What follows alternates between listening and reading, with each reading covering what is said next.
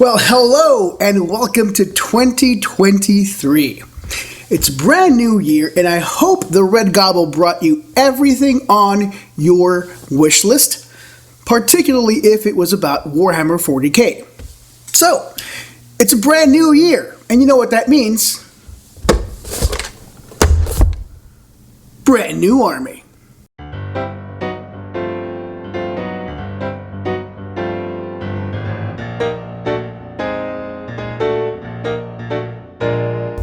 So I've got a pretty big Death Watch army, and I've got a decent, well, respectable Acer Militarum and Tau armies, and I've got a smattering of other things that could cause some trouble in the 40k universe.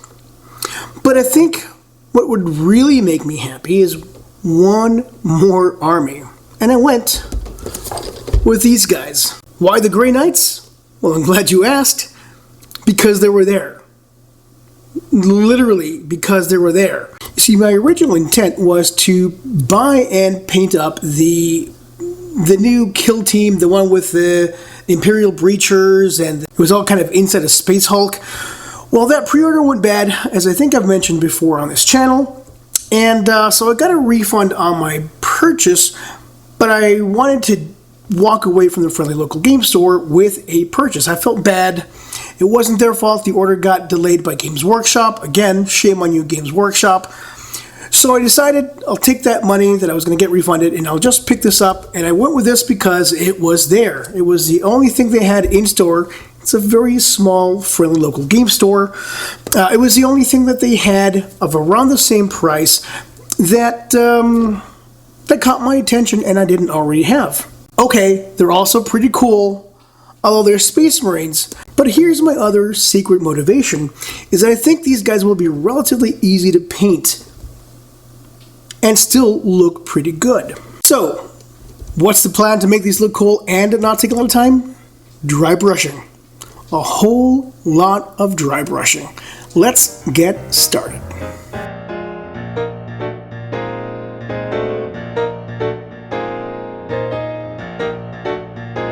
So the first step in painting these models is, I think, the most important, and so that's always kind of the main armor piece. This is a little different for other models, like models that aren't Space Marines, like models that have skin and things like that, and feathers and fur.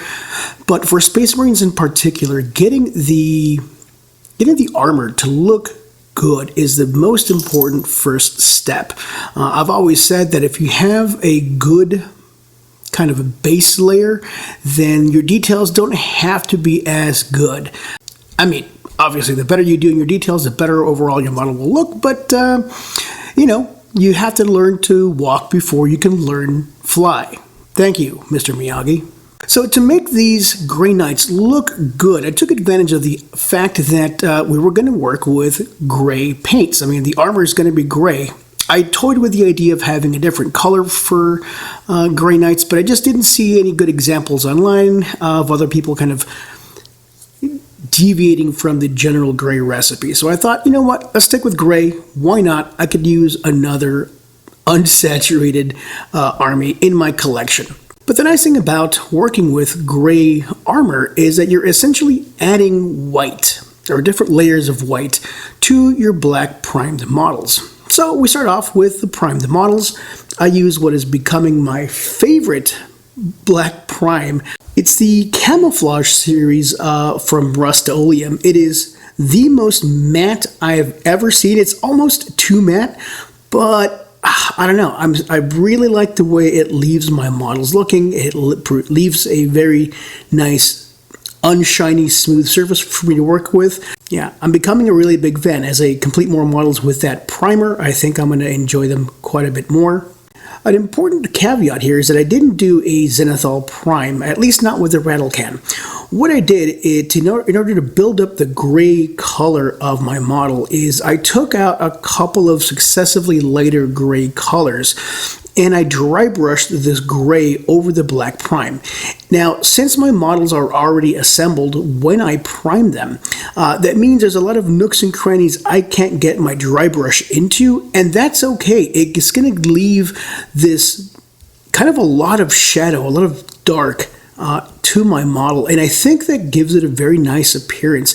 And so only those areas where light really hits the model is going to look gray. Everything else is going to look black. So I do one layer with a relatively dark gray. Once that dries, I give it a wash with a dark tone, and I used Army Painters for this one because I wanted the gray to be darker because I wanted subsequent dry brush layers to lighten it up. I didn't want it to be as light as it was right from the get-go. So I give them all a fairly generous dry brush with the gray, hit it with the dark wash, and then I went back with a lighter tone of gray, and I did this a couple of times until I ended up with a very light dry brushing of white on the most raised areas. And this gives me a very nice contrast from all the way black to white at the highlights, at the very edges of the armor. I think I could have done a better job, but this is probably the best dry brush job I've done so far, so you know what? I'm not going to complain. And when all those steps are said and done, I am left behind with some really sharp looking models. I really like the way they look. There's plenty of highlights, there's plenty of shadows, and there's lots of space for me to add color here and there, but the primary mover and shaker in these models is going to be the gray, and the gray looks pretty good.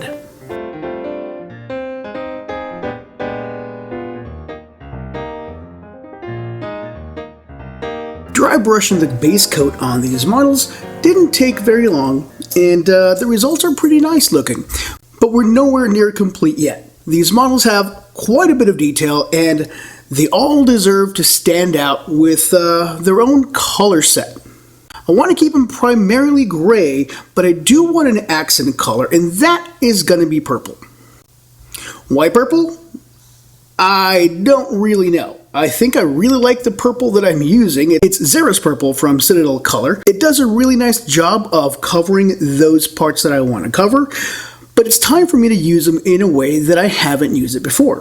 What I mean by that is I'm going to dry brush this on as well. Here's the thing, dry brushing, while it's a great technique and it's relatively quick and it leaves behind a pretty interesting pattern on the model that you're painting, it can be a bit messy. As I'm dry brushing the gray on these models, I got gray on parts of the model that I did not intend to be gray.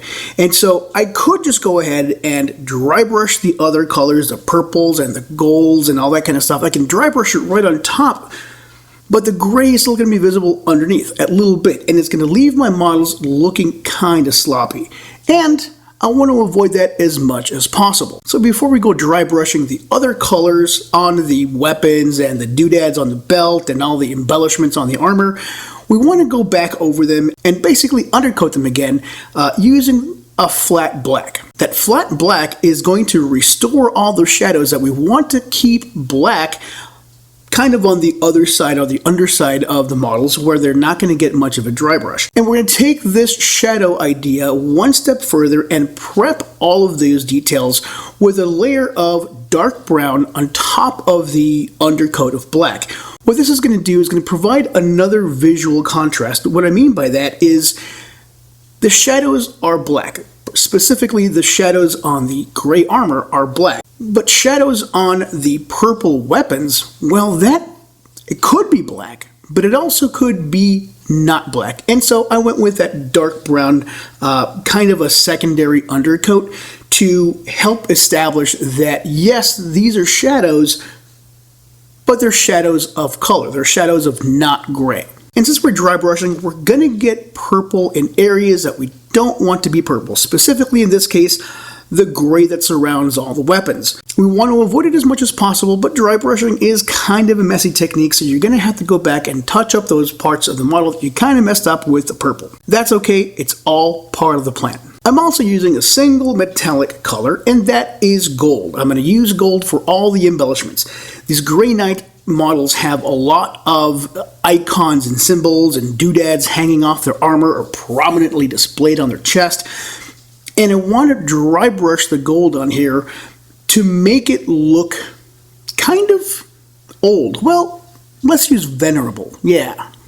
Once again, I'm going to undercoat those parts that are going to be gold. I'm going to undercoat them in a dark brown. That helps the gold metallic shine with kind of a dull glow as opposed to the very sharp glow that you would get if you undercoated in black. It's a subtle difference, but I think it's worth it. I've done the same thing with all the purity seals. There's a couple of models that have books on the belt loops. These are psyker models, so books are really important. And I want to pick these out in slightly different colors that look different from the rest, but don't stand out too much. I don't want it to be visually jarring. I want it to blend in with the rest of the model. Now, the hand-to-hand weapons, these need to stand out because these are all kind of force weapons. Basically, Warhammer 40k lightsabers. And so people that paint force weapons, they use a bunch of different techniques to represent on the model that this is not just a sword, this is a laser sword. Now, because I'm being lazy, but I still want a good result, I want to use a technique that is quick, easy, and can resist, let's say, my lack of practice in painting. So to do that, I go to my supply closet and I break out Army Painter Speedpaints. Yes, this is the only time I use Army Painter Speedpaints. For almost any other application, they're not for me. But for this specific thing, to make the weapons glowy, this is where those paints shine. Again, for me. So, the blades of all the weapons get a nice undercoat of white. Once that dries really well, I go over it with the red speed paint to make it kind of look like it's a bright red force weapon. I do the same thing with the eyeballs, and there's a little sensor on top of the Terminator helmets. Well, that one isn't red, that one's going to be green because shut up, that's why. And that's basically all she wrote. My explanation was brief, but the actual executing of this plan wasn't that brief. It took a little bit, particularly because it had a bit of a snafu with the force weapons. I didn't really want them red. I wanted them to be orange because I don't have any other orange hand-to-hand weapons. And I thought, this would be really cool. It just didn't look very good. And so I decided, all right, I'm just going to repaint this. And because Army Painter Speed Paints can be delicate, I decided, well, I'm just going to reapply the paint. So I went back with another undercoat of white, and things went south. Oh my gosh. The paint bleed on these speed paints, it's an issue. And I know that there's a lot of content creators out there in the Warhammer 40k painting space that kind of, let's just call it underemphasize the scale of the issue. And I want to assure you, this is a phenomenon that actually happens, and it's happened to me 9 times out of 10. If I go and try to apply an acrylic paint over the speed paint that's underneath, there's going to be a substantial amount of bleed through. So, in this case, I have the orange paint on the surface of the swords. I applied matte white acrylic paint, and the orange underneath made the matte white paint a dull orange. It looked really gross. I hated every second of it. So I had to go back and strip the paint, all of the paint, from the weapons. It was a pain because the weapons are kind of delicate, and I didn't want to strip any of the other paint that I was happy with. So you have to be really, really careful. It took forever. It was kind of still a sloppy job, even if I had a couple of passes with the acetone. And it even resulted in one broken sword, which was a real bummer because it was that one really nice special sword. It had this big Inquisition eye kind of branded into the sword. It was really sweet looking, but all the pressure I had to apply to rub off the paint that was already there ended up breaking the sword. So now that model has a Cronius Arcanum. Still cool, not as cool as a big, long sword.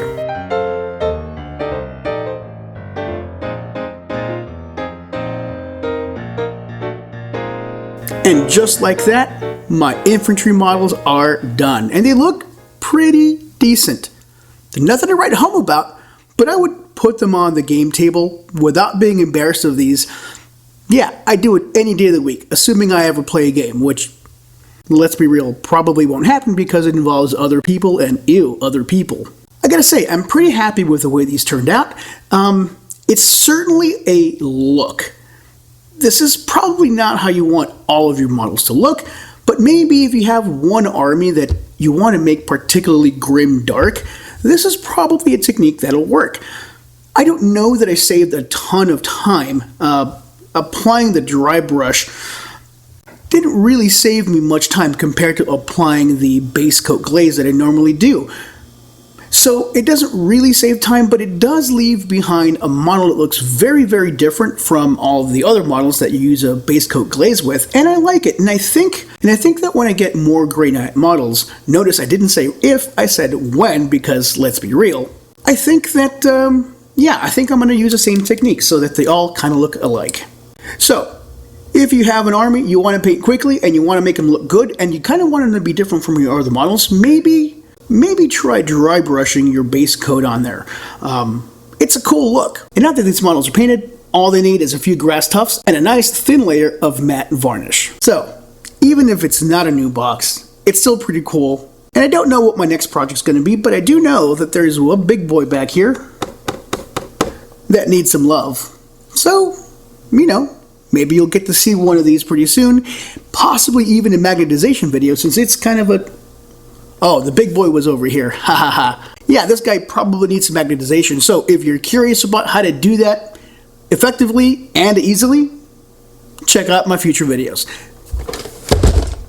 Have a wonderful 2023 and a wonderful evening. Be nice to yourselves and each other. Thanks for watching. Peace.